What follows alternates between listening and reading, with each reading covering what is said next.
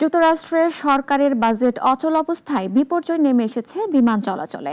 শনিবারই বাতিল হয়েছে ১৪ শতাধিক ফ্লাইট, দেরিতে ছাড়ে প্রায় ৬,০০০।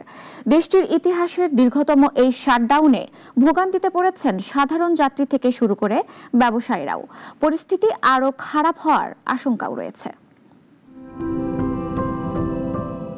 যুক্তরাষ্ট্র জুড়ে আকাশপথে বিশৃঙ্খলা নেমে এসেছে। দেশটিতে বাজেট পাস না হওয়ায় টানা ৩৯ দিন ধরে সরকারের আংশিক কার্যক্রম বন্ধ বা শাটডাউন চলছে। এতে বেতন পাচ্ছেন না অসংখ্য সরকারি কর্মচারী। ফ্লাইট নিয়ন্ত্রণ কর্মীদের সংকটে বিপর্যস্ত বিমান চলাচল ব্যবস্থা। New York, Chicago, Charlotte, Atlanta ও ডালাসের প্রধান বিমানবন্দরগুলোতে ফ্লাইট বাতিলের হার সবচেয়ে বেশি। শুধু নিউ ইয়র্কে গড়ে ৪ ঘন্টা দেরিতে পৌঁছেছে বেশিরভাগ ফ্লাইট।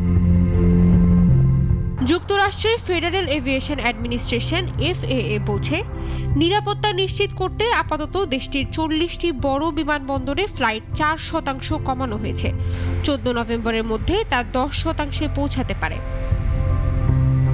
পরিবহন মন্ত্রী শন ডাফি সতর্ক করেছেন, পরিস্থিতি আরও খারাপ হলে উড়োজাহাজ চলাচল 20% পর্যন্ত কমিয়ে আনা হতে পারে।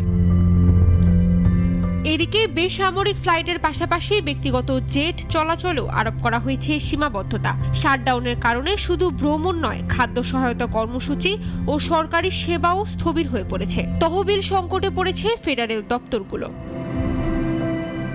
রিপাবলিকান ও ডেমোক্রেটদের মধ্যে সমঝোতার চেষ্টা চলছে, তবে এখনো মেলেনি সমাধান।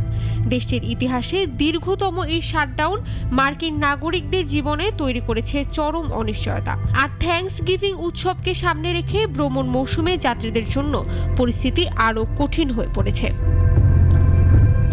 ইশরাত জাহান, নাগরিক।